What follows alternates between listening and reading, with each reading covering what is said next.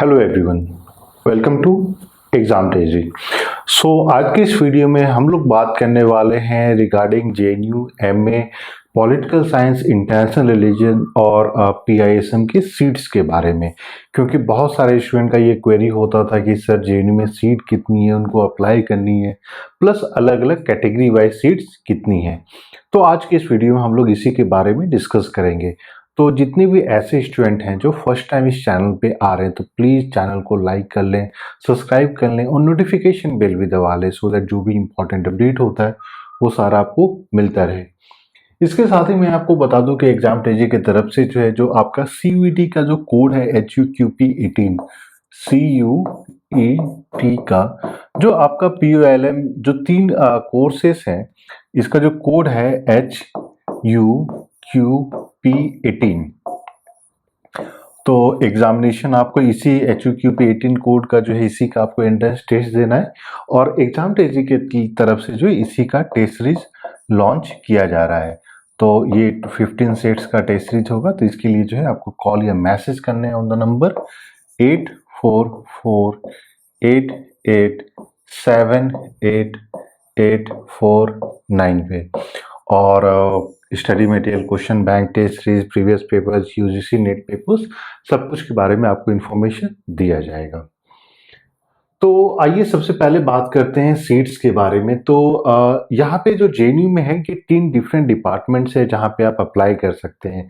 आपका 2 डिपार्टमेंट है, एक तो हो जाता है एमए इन पॉलिटिक्स और दूसरा है MA centre for MA in international relation and area studies. ये जो आपका सेंटर फॉर तो 3 डिपार्टमेंट है स्कूल ऑफ इंटरनेशनल स्टडीज में, जहाँ पे आपका एमए का प्रोग्राम होता है। तो इसमें एक जो हो जाता है, फर्स्ट हो जाता है आपका एमए इन पॉलिटिक्स और जो थर्ड हो जाता है आपका MA in international relation and area studies. 1, 2, 3 में आपका MA in politics, this is one of the oldest course of JNU, और एमए इन इंटरनेशनल रिलेशन ये रिलेटिवली न्यू कोर्स है। तो अगर हम लोग बात करते हैं तो यहाँ पे आप देखिएगा जो अलग अलग कैटेगरीज हैं उसके टोटल यहाँ पे नाम दिए गए हैं। तो सबसे पहले हम लोग बात कर लेते हैं स्कूल ऑफ इंटरनेशनल स्टडीज के बारे में। उसके बाद जो है हम लोग बातें करेंगे स्कूल ऑफ सोशल साइंसेस में जो आता है सेंटर फॉर पॉलिटिकल स्टडीज। तो एमए पॉलिटिक्स है, इसका जो कोड है PISM। तो बहुत सारे स्टूडेंट इसे PISM के नाम से जानते हैं और जो एरिया स्टडीज का कोड है वो है IRAM। तो ये सारा आपको यहाँ पे भी दिख जाएगा जो सब्जेक्ट कोड है। तो सबसे पहले अगर हम लोग मान लीजिए PISM की बात करते हैं तो अनरिजर्व का टोटल 46, शेड्यूल कास्ट का 17, शेड्यूल ट्राइब 9, PWD 6 हो जाता है, OBC 31, EWS 12। तो टोटल आपका हो जाता है 115। वही अगर हम लोग बात करते हैं स्कूल ऑफ आपका इंटरनेशनल स्टडीज में एमए इन इंटरनेशनल रिलेशन, तो IR का जो UR का सीट है वो है 21, वहीं शेड्यूल कास्ट का 7, शेड्यूल ट्राइब का 4, PWD 3, OBC 13, EWS आपका इकोनॉमिकली वीकर सेक्शन के हो जाते हैं 5 सीट्स। तो टोटल हो जाता है 50 सीट्स। तो मान के चलिए कि इन दोनों में आपका जो टोटल नंबर ऑफ सीट्स की अगर हम लोग बात करते हैं तो हो जाता है 165। तो टोटल 165 सीट्स जो है आपका स्कूल ऑफ इंटरनेशनल स्टडीज में या तो PISM हो जाता है या IRM हो जाता है।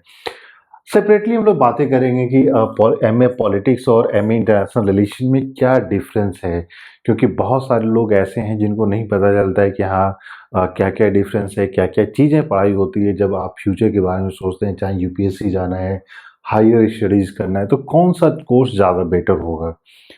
अगर आप मान लीजिए इंटरनेशनल रिलेशन में कुछ करना चाह रहे हैं तो कौन सा कोर्स ज़्यादा बेटर होगा, तो उसके बारे में भी हम लोग सेपरेटली बातें करेंगे।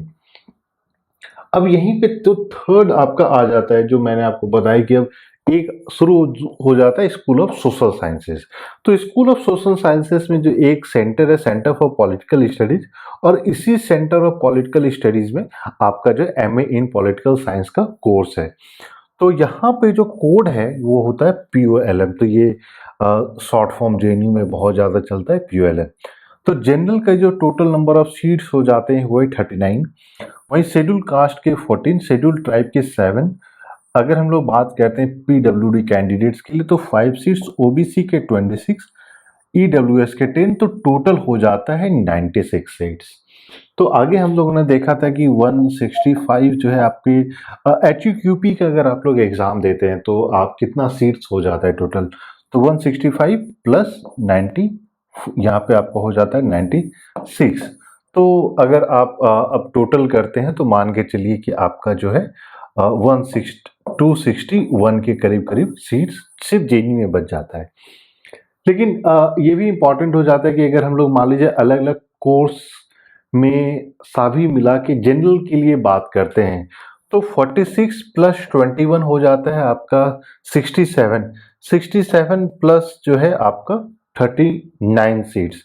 तो 60 मान के चले कि ये आपका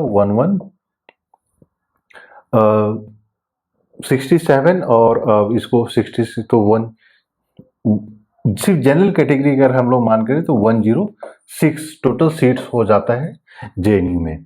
वहीं अगर हम लोग शेड्यूल कास्ट की बात करते हैं तो 17 और 7 24, 28 और 14 38, तो शेड्यूल कास्ट के लिए 38 सीट हो जाता है। शेड्यूल ट्राइब की बात करते हैं तो 9 प्लस 4 13 और प्लस 7 तो 20 सीट्स हो जाता है।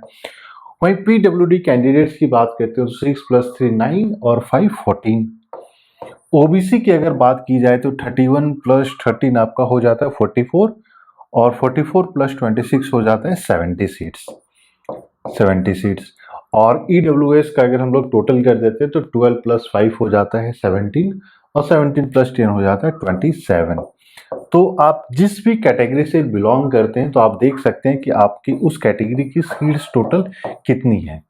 और एक चीज मैं आपको बता दूं कि जब कट ऑफ बनता है तो एक हम लोग सेपरेटली डिस्कस करेंगे कंपैरेटिव वे में कि किसका कट ऑफ कितना था।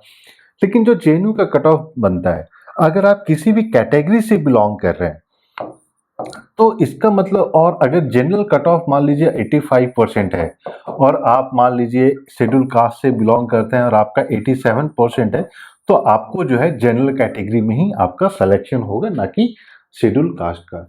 तो ये चीज भी ध्यान में रखने वाली बात है। इसीलिए बहुत बार ऐसा होता है कि जरूरी नहीं है अगर 106 सीट है तो 106 टोटल जनरल कैंडिडेट्स को ही जाएंगे। ऐसे जितने भी रिजर्व कैटेगरी के स्टूडेंट हैं जो जनरल कैटेगरी से ज़्यादा कट ऑफ में स्कोर कर रहे हैं तो उनको जनरल कैटेगरी में ही स्कोर किया जाएगा। और ये समझने का बेस्ट तरीका है कि जब हम लोग रैंक और कट ऑफ मार्क्स को कंपेयर करेंगे, या फिर जब सीट्स और कट ऑफ मार्क्स या कितने कैंडिडेट का जो लास्ट एडमिशन कैंडिडेट था उसको आप कंपेयर कीजिएगा तो वो चीज़ें क्लियर हो जाएगी। लेकिन जो मोटी मोटी बात थी इस वीडियो में जो आप लोग के साथ शेयर करना था कि टोटल कितने सीट्स हैं, कैटेगरी वाइज सीट्स कितने हैं, सब्जेक्ट वाइज सीट कितनी है, तो यहाँ पे आप एक बार फिर से मैं रिपीट कर देता हूँ। PISA में टोटल आपका 115 सीट्स हो जाता है, जिसमें जनरल कैटेगरी के 46 हो जाते हैं, शेड्यूल कास्ट 17, शेड्यूल ट्राइब 9 है, PWD कैंडिडेट के 6 हैं, OBC 31 है और EWS कैंडिडेट्स के लिए टोटल सीट्स है। वहीं अगर हम लोग बात करते हैं IR के कोर्स का तो जनरल कैटेगरी का 21 सीट्स है, शेड्यूल कास्ट का 7, शेड्यूल ट्राइब का 4, PWD का 3, OBC 13 एंड अगर हम लोग बात करते हैं EWS का तो टोटल 5 सीट्स है। तो टोटल अभी आप देख सकते हैं कि अगर आपको स्कूल ऑफ इंटरनेशनल स्टडीज में ही एडमिशन लेना है तो वो आपको कितना सीट्स आपको अवेलेबल है वहाँ पे। उसके बाद अगर बात करते हैं MA पॉलिटिकल साइंस का तो जनरल के 39 सीट्स हैं, शेड्यूल कास्ट के 14 हैं, शेड्यूल ट्राइब के 7 हैं, PWD के 5 हैं, OBC के 26 हैं और आपके EWS के 10 सीट्स हैं। तो टोटल 96 हो जाता है। और तीनों कोर्स का अगर मिला दें तो मान के चलिए कि 260 कोर्स है। और जो डिफेंस कोटा आता है उसका एक अलग से सीट आती है, उनको यहाँ पे इंक्लूड नहीं किया जाता है। जो ऐसे कैंडिडेट हैं जो डिफेंस कैटेगरी में फॉर्म फिल कर रहे हैं, वो जब JNU का आप लोग फॉर्म फिल कीजिएगा तो उसमें वो चीज़ को डालना पड़ता है, तो उसके बारे में भी हम लोग सेपरेटली बताएंगे। लेकिन आपको CUT एग्ज़ाम तो देना ही है, भले आप डिफेंस कैटेगरी में फिल करें या नहीं करें। और JNU में ऐसा कुछ स्पोर्ट्स कोटा एंड ऑल नहीं लागू होता है। तो ये तो हो गई सारी सीट्स को लेकर। और टेस्ट सीरीज को लेकर, study material, previous year question bank, किसी भी चीज़ को लेकर कुछ भी आपके पास क्वेरी है, क्वेश्चन है, तो आप लोग इस नंबर पे कॉल या मैसेज कर सकते हैं and will be sharing all the details as soon as possible. तो वीडियो पसंद आए तो प्लीज़ लाइक कर लें और चैनल को अभी तक आपने सब्सक्राइब नहीं किया है तो प्लीज़ सब्सक्राइब कर लें और नोटिफिकेशन बेल भी दबा लें सो दैट जो भी इम्पोर्टेंट अपडेट होता है वो सारा आपको मिलता रहे। So thank you and we wish you all the best.